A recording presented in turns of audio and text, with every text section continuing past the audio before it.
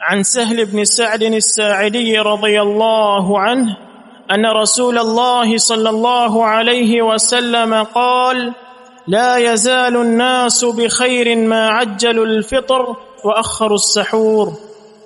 اس حدیث کا موضوع یہ ہے کہ رمضان میں یا روزوں میں کوئی بھی روزہ ہو، افطاری میں جلدی کرنا اور سحری میں تاخیر کرنا نبی علیہ السلام کی ہدایت ہے، اور بڑی اس پر تاکید وارد ہے۔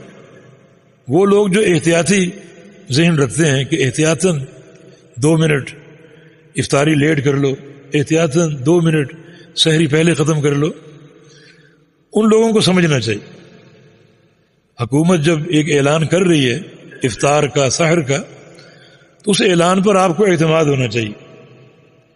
یہ احتیاط اور شک و شبہ اس کی دین میں کوئی حیثیت نہیں۔ نبی علیہ السلام کے فرمان کو سنیے۔ یہ سہل بن سعد الساعدی رضی اللہ عنہ اس کے راوی ہیں، فرماتے ہیں کہ رسول اللہ صلی اللہ علیہ وسلم نے ارشاد فرمایا لا یزال الناس بخیر ما عجل الفطر واخر السحور۔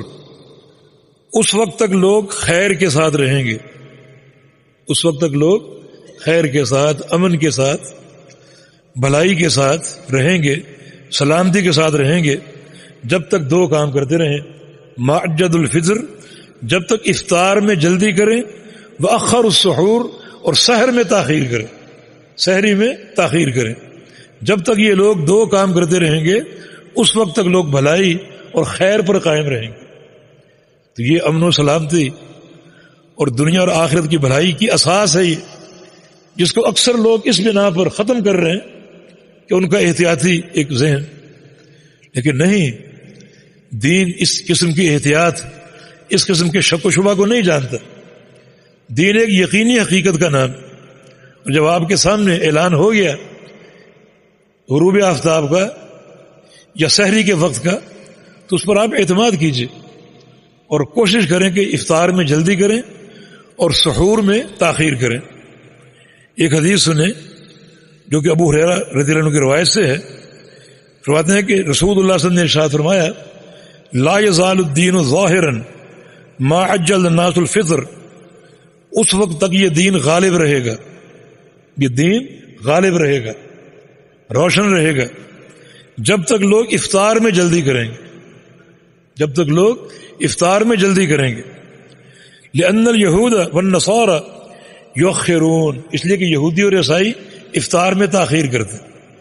آپ اگر جلدی کریں گے تو اس کے 2 فائدے ہیں، ایک یہ کہ نبی علیہ السلام کے فرمان پر عمل ہوگا، اور دوسرا یہ کہ یہود اور نصارہ کی مخالفت ہوگی، اور ان کی مخالفت ہمیشہ مطلوب ہے۔ ان سے کراہت کا اظہار، نفرت کا اظہار ان کے سارے امور میں مخالفت کے ذریعے، یہ 2 فائدے۔ اور پھر تیسرا فائدہ یہ کہ فرمایا کہ دین غالب رہے گا، دین ظاہر رہے گا، روشن رہے گا، واضح اور اجاگر رہے گا۔ یہ ایک عظیم الشان فائدہ ہے۔ لیکن آج اگر دین کے تعلق سے آزمائشوں میں مبتلا ہیں تو ہو سکتا ہے ان کے اسباب میں سے ایک سبب یہ ہو کہ اکثر لوگ ان کے مشکوک ذہن ہیں، احتیاطی ذہن ہے۔ میں نے تو بعض کتب فقہ میں یہ بھی پڑھا ہے کہ ہر شخص کو چاہیے کہ ہر سال اپنے نکاح کی تجدید کر لیا کرے۔ ہو سکتا ہے پچھلا نکاح اس میں کوئی کمی کوتاہی رہ گئی ہو، تو ہر سال اپنے نکاح کی تجدید کر لیا کرے۔ شک شبہ کہتا ہے کہ مذہبنا صواب یحتمل الخطأ، مذہب مخالفنا خطأ یحتمل الصواب۔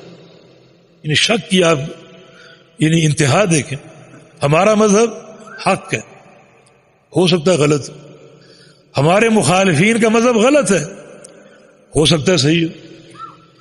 یہ دین ہے، ہمارے دین کا آغاز تو لا ریب فی سے ہوتا ہے، لا ریب فی، اس میں کوئی شک نہیں۔ ثم لم یرتابوا، ایسا ایمان، ایسا عقیدہ، ایسا عمل، ایسا قبول کہ اس میں کوئی شک نہ ہو۔